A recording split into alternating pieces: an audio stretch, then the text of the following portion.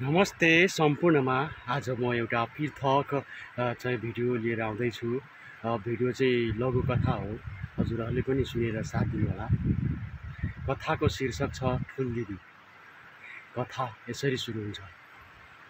एउटा सानो गाउँ थियो। त्यसै गाउँको एउटा कुनामा दुखैले तडपिएकी ठुली माया अर्थात् ठुली दिदीको निवास थियो।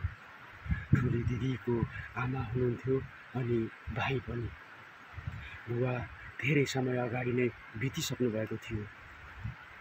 बुवा बितिसकेपछि हरेक जिम्मेवारी चाहिँ उही ठुल दिदीकै काँधमा थियो र उहाँले नै घर व्यवहार धान्दै आइरहनु भएको थियो।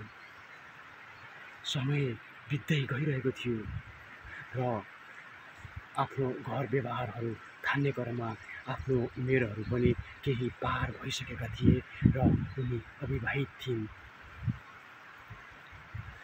अनि फेरि अविवाहित भएपछि हाम्रो समाजले हेर्ने दृष्टिकोण थाहा छँदैछ नि।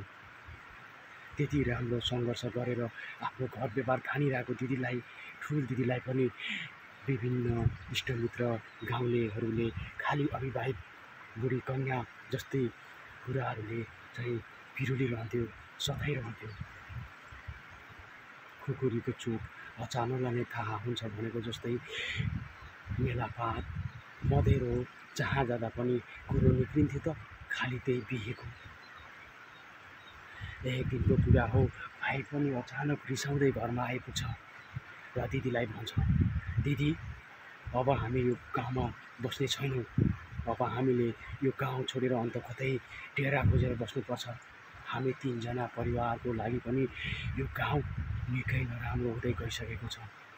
जन्मथलो भनेर के गर्नु, जहिले पनि त्यही बेजत, जहिले पनि त्यही बिहाको कुरा लिएर हामीलाई मानिसहरूले सताउन छोडेन दिदी।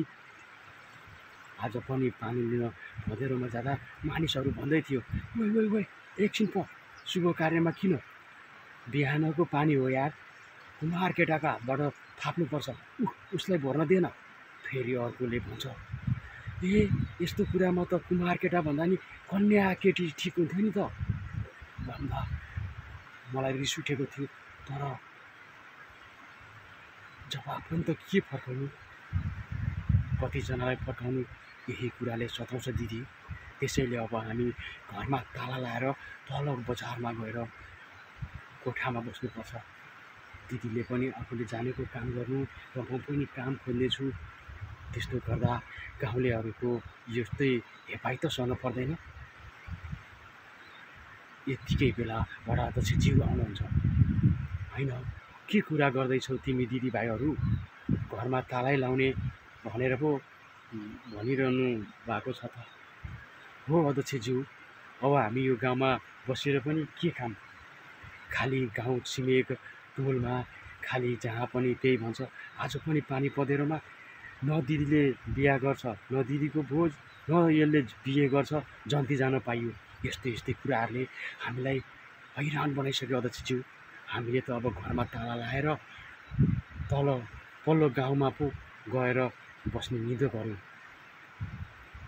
हो, यस्तै कुरा सुनेपछि वडा अध्यक्षले भन्नुहुन्छ, बहिनी भाइ, म तिमीहरूको लागि एउटा कुरा गर्छु। तिमीहरू किन यस्तो कुराहरूमा अल्झिन्छौ? समाजले भनेको कुरालाई लिएर किन तिमीहरू पिर मान्छौ? फेरि तिमीहरू यहाँबाट गएर अर्को गाउँमा बस्दैमा के तिमीहरूलाई परिचय गर्दैन अरूले? फेरि त्यहाँ पनि परिचय गर्छ, अविवाहित भएको थाहा पाउँछ, फेरि त्यहाँ पनि तिमीहरूलाई यस्तै कुराहरू बिस्तारै गर्छ। अनि के तिमीहरू फेरि त्यो ऊबाट अर्को सहर जान्छौ? कतिवटा सहर जान्छौ? यो नेपाल अधिराज्यभरि के तिमीहरू डुलिरहन्छौ? त्यसैले तिमीहरू यो गाउँ छोड्ने कुरा नगर। म वडामा साथीहरू उपस्थित भएको बेला पनि यो विषयमा पक्कै पनि कुरा राख्नेछु। र बहिनी, तिमीलाई पनि एउटा कुरा म भन्न गइरहेको छु। तिमीलाई पनि राम्रो घरबाट हात माग्न आयो भने, बिहेको कुरा राख्यो भने तिमी पनि बिहा गर्नलाई अस्वीकार नगर। पहिला पो तिम्रो भाइ सानै थियो, बुवा बिते पनि घरको हरेक जिम्मेवारी तिमीले हेऱ्यौ। त्यसमा चाहिँ हाम्रो सल्युट भन्नुपर्छ तिमीले गरेको कामलाई। अनि त्यसपछि धेरै एकल पुरुषहरू पनि हुनुहुन्छ। एकल पुरुषहरूले पनि एकल महिलाहरू पनि हुनुहुन्छ। उहाँहरूले पनि धेरै उमेरपछि पनि बिहा गरेर आफ्नो घरजम राम्रो चालले सुखमय बिताएका धेरै घटनाहरू छ बहिनी। त्यसैले तिम्रो उमेर पनि त्यति धेरै गएको छैन। यदि त्यस्तो अवसर आयो भने तिमीले पनि भन्नु बिहेको लागि सहर्ष स्वीकार्नुपर्छ। अध्यक्षज्यूको यो कुरा सुनेपछि उनीहरू पनि केही खुसी आइरहेको थियो मुहारमा। अनि अध्यक्षज्यूले भन्नुभयो, अब तिमीहरू कहीँ जाने होइन, आफ्नो जन्मथलो छोडेर कहीँ जाने कुरा नगर्नु। त्यसैले म वाडामा आएको साथीहरूलाई के भन्ने छु र गाउँलेहरूलाई पनि यो विषयमा चाहिँ हुन तिमीहरूलाई गर्न लागेको यो नराम्रो व्यवहार कहिले पनि नगर्नु भनेर सम्झाउने छु भन्दै अध्यक्षज्यू त्यहाँबाट हिँड्नुहुन्छ। त्यसपछि दिदी भाइको पनि सल्लाह हुन्छ। अध्यक्षज्यू भएपछि यतिको कुरा चाहिँ गर्नुपर्छ। कति राम्रो कुरा गर्नुभयो है भाइ, दिदीले भन्नुभयो। त्यसपछि भाइले पनि हो नि दिदी, यो त एकदमै राम्रो कुरा गर्नुभयो। साँच्चै नै हामी यदि गाउँ छोडेर गए पनि अन्त पनि हाम्रो परिचय हुन्छ, अन्त पनि हामीलाई चाहिँ सोधपुछ त हुन्छ नि।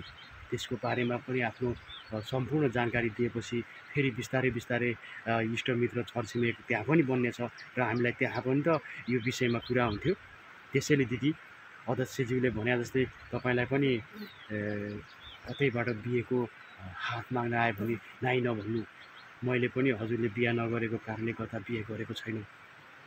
यदि मैले बिहे गरेको भए पनि एक दिन राम्रो हुन्थ्यो, 2 दिन राम्रो हुन्थ्यो, तर कुनै न कुनै समय बुहारीलेबाट पनि तपाईँलाई नराम्रो व्यवहार हुन सक्थ्यो।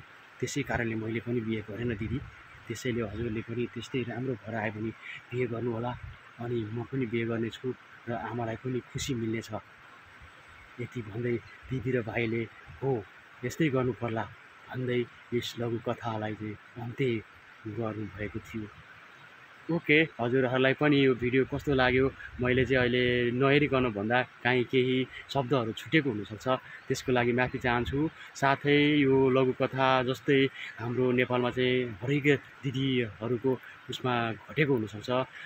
उहाँहरूलाई मैले नराम्रो दृष्टिकोणले हेरेको छैन र यदि कसैको जीवनमा मेल खान गयो भने त्यसलाई चाहिँ संयोग सम्झेर माफ गरिदिनु होला भन्दै अनि हजुरहरू नयाँ भिडियोमा जोडिनु भएको छ भने अवश्य पनि एक सब्सक्राइब गरेर मलाई चाहिँ सपोर्ट गरिदिनु होला भन्दै आजको यस भिडियोबाट छुट्टिन्छु।